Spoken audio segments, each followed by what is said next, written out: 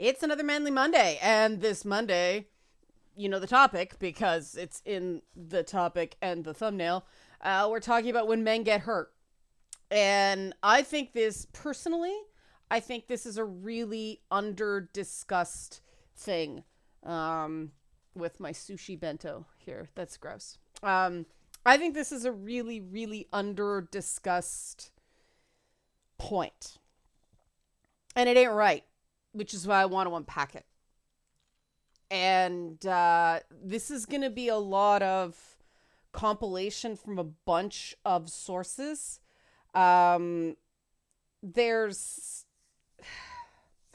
Obviously there are as many reactions as there are people, so I'm going to try to not be too reductive here, but obviously I do tend to rely on sort of science-y stuff for this as well. So if you like this sort of content and you want to support it, help support this channel. Become a monthly patron, patreon.com/Leanna K, or buy a one-time Leanna Care session for someone who can use it but can't afford it, coffee.com/Leanna K. Again, we do have some people who are in need of financial assistance right now for Leanna Care sessions, so just putting that out there. You guys tend to be really generous with this stuff, so I don't like to push it too hard, but I realize I don't like asking for things. So if I am slightly uncomfortable with how much I'm asking for stuff, I think I'm in the right place. So about men getting hurt. There was an awesome episode of this show. See, I tried to say show before I said episode. There's a show on Disney Plus called Big Shot. And it's a show about a NCAA basketball coach played by John Stamos, who loses his job coaching a major NCAA team because of his anger problems. And so the only job he can get is coaching high school girls basketball, Division III basketball, at a girls' private school. And the first season is all about him sort of humbling and, learning how to navigate girl world. David E. Kelly and Brad Garrett are two of the executive producers on it. And John Stamos is excellent in it. And there was an episode, it's episode 3 of the second season. It is so good because the twist in the second season is that his assistant coach and sort of will they or won't they love interest for the first season ends up coaching a boys team. And there's this episode where the boys aren't listening to her. They're challenging her authority. And it's sort of calling back to the first season where she told him how to, communicate differently with girls. And he tried to do the same thing for her. And she got upset with him. And it leads to this really great scene where they're both right and they're both wrong. But there's this one point where John Stamos, who is clearly hurt at this point because he really did do a good thing and got in trouble for it. And so he's like, I don't know what to do. I don't know how to make this right. I don't know how to support you. I want to support you, but I don't know how. And she's saying, stop talking. Stop talking. Stop talking. And he's talking. And I'm just like, this is so good. Because typical men and typical women, again, I am not a typical woman. And so the thing is, not being the way you're supposed to be, I see this stuff because I'm acutely aware of what I'm supposed to be and not. So typical women, when they get hurt, they shut down. Typical men, the trained reaction is to put up a tough front, right? And in their different ways, both make it worse instead of better. When you are hurt, it is very difficult to go into listening mode. And so this is especially pronounced in teenage girls, the whatever, I'm fine, just the passive aggressive shutdown, right? Whereas, see this all the time online, I didn't do that. I didn't do that. I didn't do that. I'm sorry you thought I did that, but I didn't do that. I was on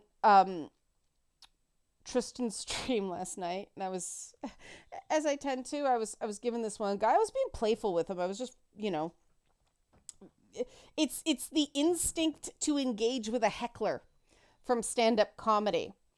But the guy said, it was one of the best non-apology apologies I've gotten in a really long time. He said, I wasn't being an asshole, but I'm sorry if it came across that way.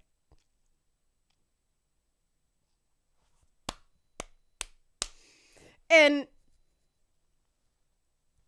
this is when live stream formats are difficult. I've done a lot of improv theater. I've done a lot of things. But one of the things they teach you in improv is you always have to be in control. So, if it's a one-on-one conversation, you stop, you engage with the feeling, not the facts. But when it's 300 of them and one of you can't do it. You have to maintain control. And this guy, he had a bee up his butt about getting called sexist for no reason. And it could very well be true that he got called a sexist for no reason. But this guy was dishing it out too, and he didn't realize it. That was the fascinating thing. He had no idea how aggressive he was coming across. He kept saying I was triggered and that I wasn't listening and it was, I'm not this, you're this. It was all check. And then the guy couldn't figure out why he wasn't being listened to.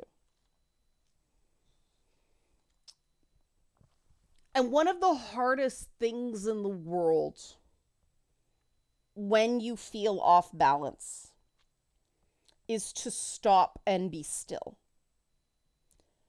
And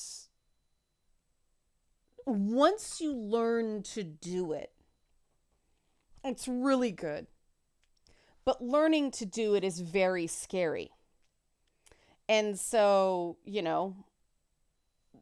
the destructive habit that typical women have is to get passive aggressive. I'm fine, and then not be fine and do a bunch of self-destructive fleabaggy things that hurt other people because you are very much not fine, but you're saying you're fine. Whereas the self-destructive thing men do is, I'm fine, you're not fine. What's wrong with you? Why are you not fine? It's the same thing with a different coat of paint, right? Because women are punished for being aggressive. Men are given the message that they need to be aggressive. And I would prefer a world where men had to be less so and women were allowed to be more. But that's just me, right? And nobody's coming out ahead in this. And it is a really difficult challenge with this. If you listen to It's Not Therapy last week and the stuff about, anger and the fact that you go into listening mode, or as the guest Bob said, Mr. Rogers mode, right? Before somebody calms down, they get even more angry because they're trying to bait you into an escalation because they're feeling off balance. And if you seem off balance, then you're even, right? It's this whole power struggle. And people hear power struggle and they think they're being criticized. And I would love to take those sorts of assumptions off the table. Because one of the things I'm seeing is there's more discussion about how women are walking around secretly really angry, like secretly full of rage. Men seem to be walking around wounded, like hurt all the time. And there's no safe place to talk about it without being mocked by men and women alike. There's no outlet to talk about it because, there's this myth that women are naturally or innately better with feelings, and it's not so. There are the anti-socialization, I'll say, because then it's antisocial socialization, which is redundant. It's just different. No one can stand when they get the nothing, what's wrong, nothing from a woman with it's clearly something, right? But they also don't like it when men mask hurt with anger. And these are just, excuse me, these are just broad pocket categories. Some women, behave more like typically male behavior or more accepted male behavior, whereas, some men do get passive aggressive. And when I say accepted, I don't mean that people get good results. There's just, women have more license to be victims, men have more license to be assholes. At the end of the day, neither is a good thing, right? And that admitting you're hurt is so stepping into the abyss for men. And it puts people around men in a difficult situation because intellectually we know it's hard. It's scary. There are reasons, right? But being on the receiving end of all the masking anger and all the bluster and all the posturing gets a lot, and people don't have to take it. Now, unfortunately, that's where I found the disconnect is. That a lot of men, and a lot of women too in a different way, but I think that because of work in feminist spaces, there's been more discussion about this. A lot of men walk around feeling like they can't express themselves, right? Whereas as women, there are more commonly understood structures regarding talking about feelings. And it's baby steps with men. I do think that things got off on the wrong foot with the messaging of men calling out other men regarding things. I don't think that should be it. I think it should be more, this former, he runs a nonprofit regarding suicide awareness and prevention, but he comes at it through the first responder side.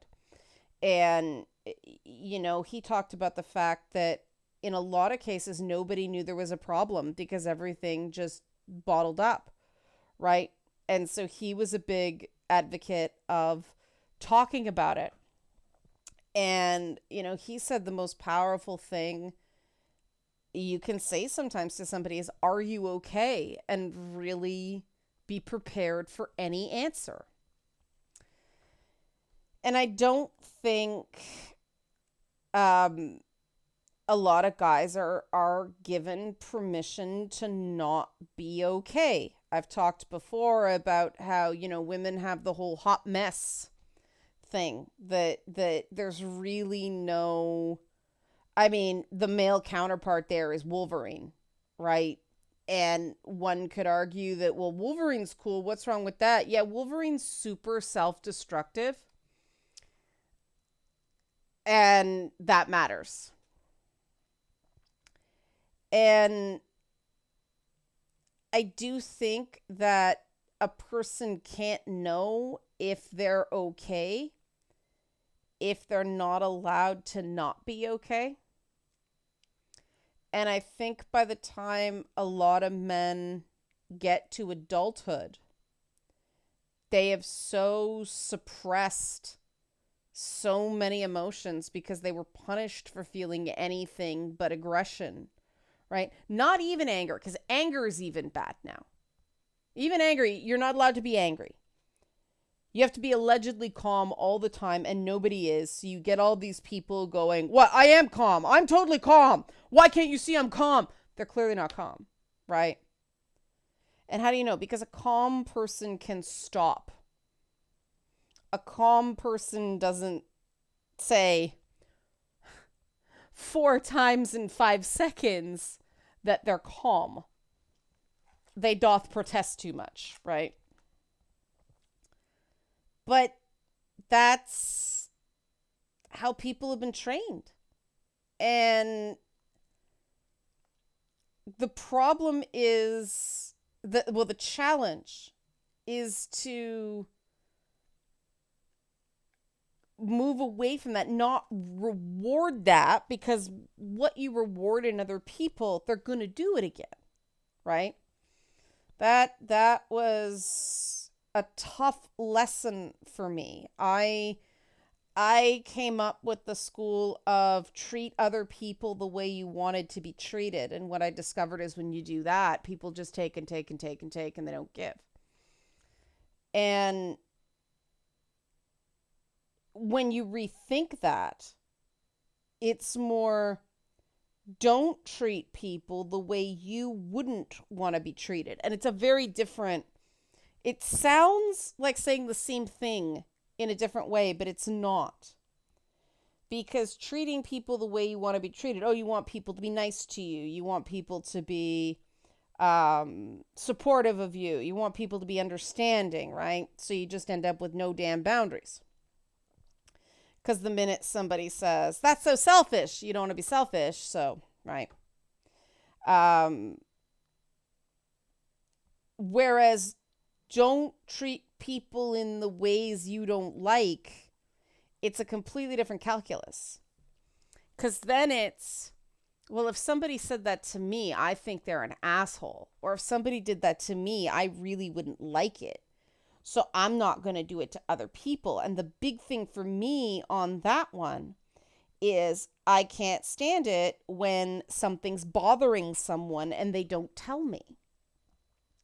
You know, they hide it and hide it and hide it and hide it. And the truth is that if they just said something when it was small, it would have been an easily fixable problem, but too often I don't find out about it until somebody explodes. And then they're just, in complete shutdown. You can't actually solve the problem because it's been fucking months and I don't remember the event clearly. Can't stand that. So I don't do that to other people. And that means, and here's where it's different, right? That means not being nice. Sometimes having a small conflict to avoid a bigger one later. But you can only have conflict, healthy conflict, productive conflict, if you are emotionally centered enough that you're feeling your feelings. And so many people are trained to not feel their feelings. And women numb out in a distinct way from men. A friend of mine was telling me something her boyfriend said to his kid. It's a tragic situation that right now the guy and his son are not living in the same country, and it's killing him.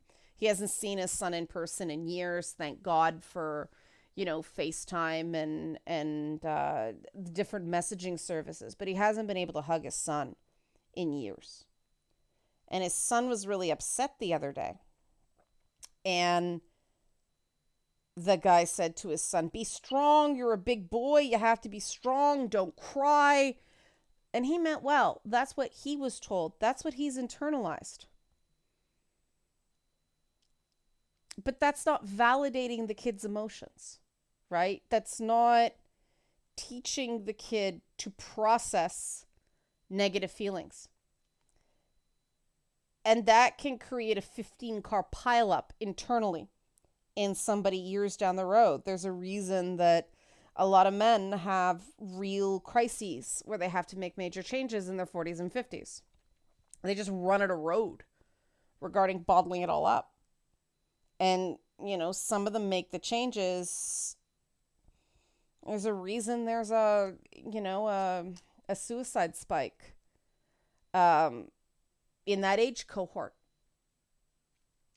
And it directly comes down to not feeling your feelings. Now, what does feeling your feelings mean? It's feeling it, identifying it, naming it, accepting it. You don't need to tell anybody else, but you do need to feel your feelings.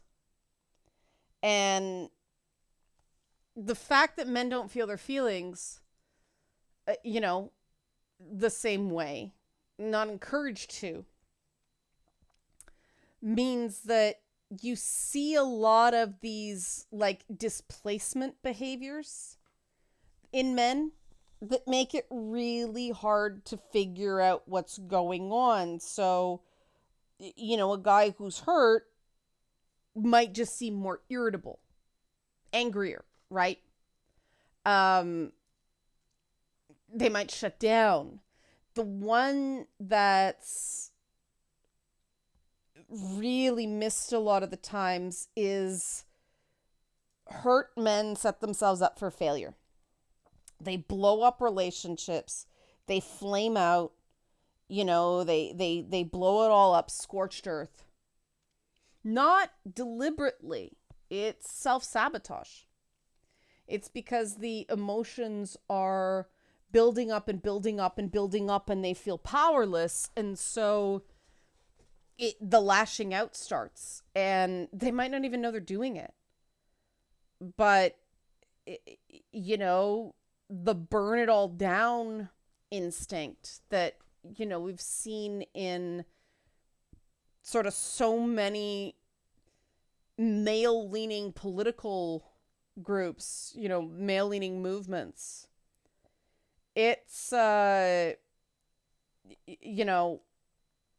it's fueled by that. And that's why I think, despite me really having issues with him and not thinking he's helpful in the long run, that there are certain elements of his messaging that are actively harmful, I think that Jordan Peterson, when men say that Jordan Peterson helped them, I think it is his example of crying a lot in public, and people mock him for it. But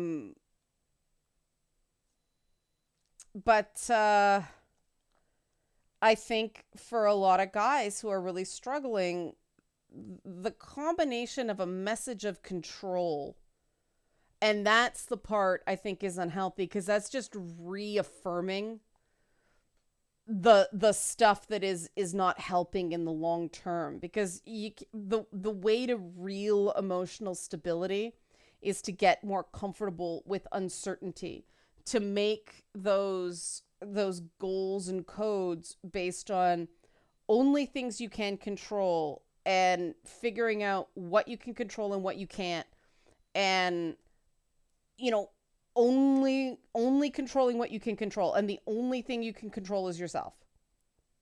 Now, the counterintuitive thing of that is that the way you really stay in control of yourself is to recognize that you're not in complete control of yourself. Now, what the hell does that mean? Well, it means that accepting that there are no rules for life, right? For every rule, there is an exception. And that's why I find ancient Jewish wisdom so compelling, is it's all based on that principle. Like, okay, here's this concept and it works really well. Now we're going to throw a big wrench in it. What do you do? And the thing that so fascinates me about Jordan Peterson is that his example is completely out of sync with his teachings, right? He talks about he talks about control and cleaning your room and all this, but the thing that makes the guy so compelling is what a mess he is, right? And that was true uh before the coma, right? He was crying in public before the brain damage. That's always sort of been his thing. And people connect to those emotional displays because those emotional displays give them permission to feel something other than anger, right? And that's the thing that I find so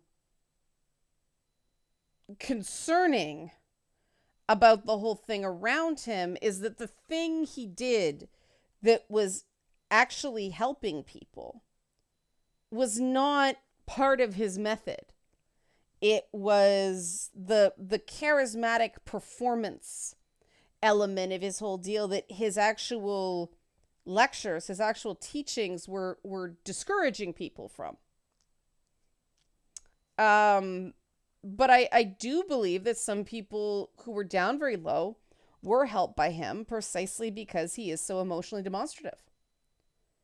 And if that's the element that somebody connects to, great, but we need to have a jumping off point for something that's more self-aware. And that's where I turn to Stoic philosophy, because people think Stoicism is not feeling. And that is not what classical Stoicism is. Stoicism is all about the processing of emotions, the thinking exercises, the cognitive discipline that prevents catastrophic thoughts. The encouragement, it's really amazing how far the Stoics were ahead of their time in terms of what's now called dialectical behavioral therapy, in terms of mindfulness, emotional regulation, and distress tolerance. And the Stoics got a bit morbid in how they managed distress tolerance. And it was basically, stuff like, one day we're all going to die. So how important is this? Right? I mean, life expectancy was a lot shorter back then than it is now. But while that particular thing may not work for you, the concept behind it, which is find ways not to minimize the issue, but to minimize the distress. That's the goal. So things shouldn't have to be the end of the world to matter. But people who grew up in invalidating environments, that's what they're taught.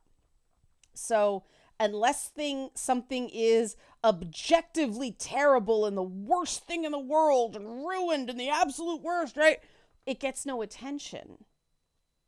And so people have been trained, often without knowing it, to ramp up the significance of something. And the issue with that is that you're only going to attract similarly emotionally unbalanced people, and you're going to be in toxic spaces your entire life, because emotionally balanced people don't want to be around that. They don't want to be around somebody who's catastrophizing all the time. And people with healthy boundaries, very politely go, well, I'm not going to hang out with that person again, right? And they ghost because they don't want the confrontation with someone who's always angry. And that's why, even though I eat a lot of shit for it, I will call people on their crap, because they'll get mad at me, but at least they knew, right? I don't just block without warnings. I don't just, TERFs. But that's it. But there's an example of people who are inherently unreasonable. So what's the point? Right? But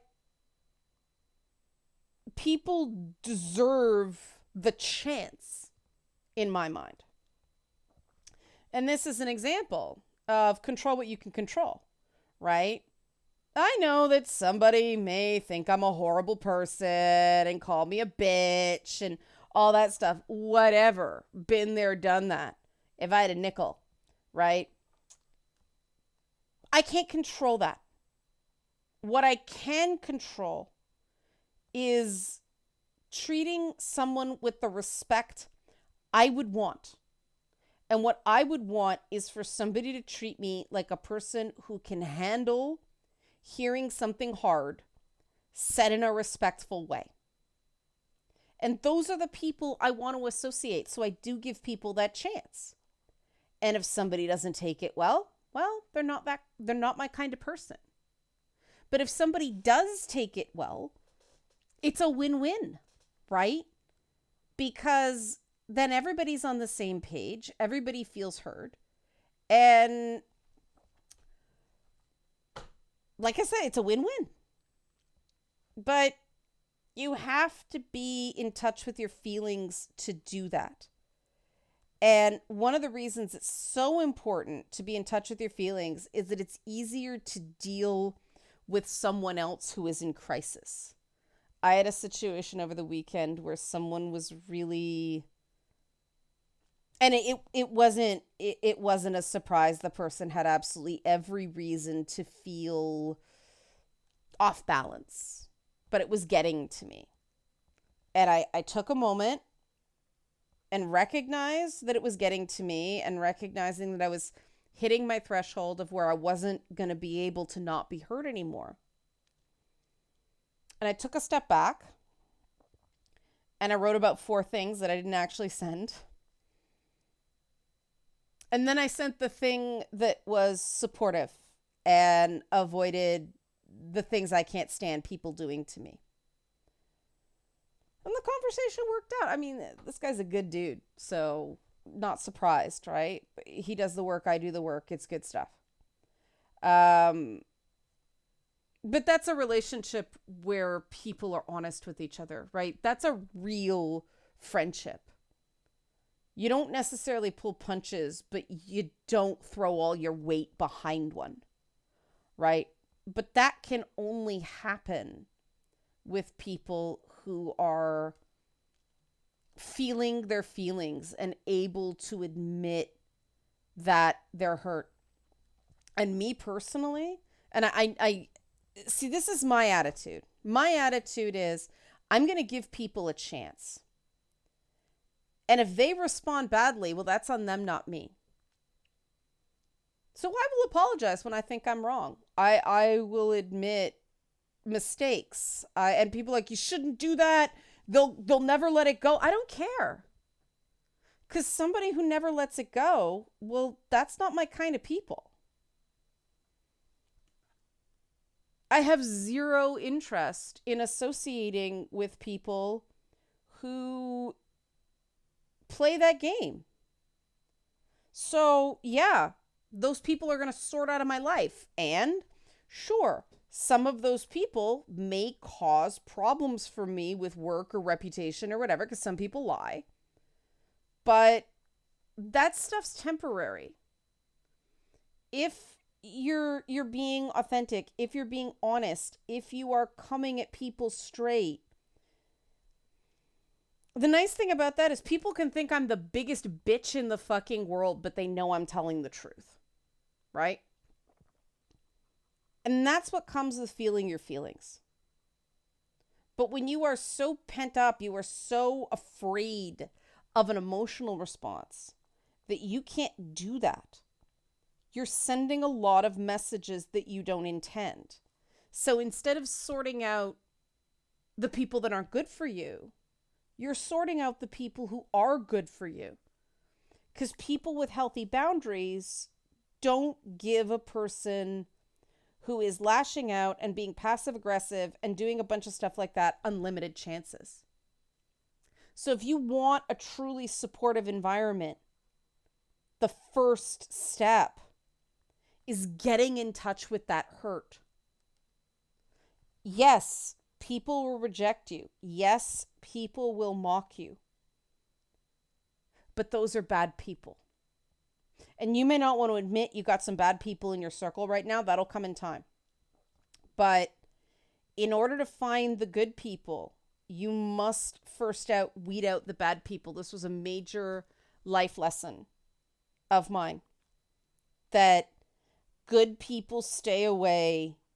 A lot of good people stayed away from me because I was surrounding myself with losers. And I had no idea how many opportunities I was blowing because of the people around me. I got rid of them, and all of a sudden the good people started showing up. And that sounds like bullshit, laws of attraction, blah, blah, blah. It's just common sense, right? If somebody just doesn't want to deal with somebody who is toxic, yeah, they can see there's good people around them, but they're secretly wondering what's wrong with that person that they put up with that. Because I'm not going to put up with that. But I saw a great tweet on this workplace bullying site, and this is what I'll land in. Don't get angry. Don't get revenge. Just get done. And if somebody keeps hurting you, if you're walking around hurt, the best thing to do, change your environment, your social environment. And it's hard. It's scary at first, but I'm living proof it works. Okay, hope you found this useful. Help support this channel. Become a monthly patron, patreon.com/LeannaK. Or if you want to unpack feeling your feelings, like actively feeling your feelings, become a Leanna Cares client, or buy a one-time Leanna Care session for someone who can use it but can't afford it. Coffee.com/LeannaK. This has been Manly Mondays.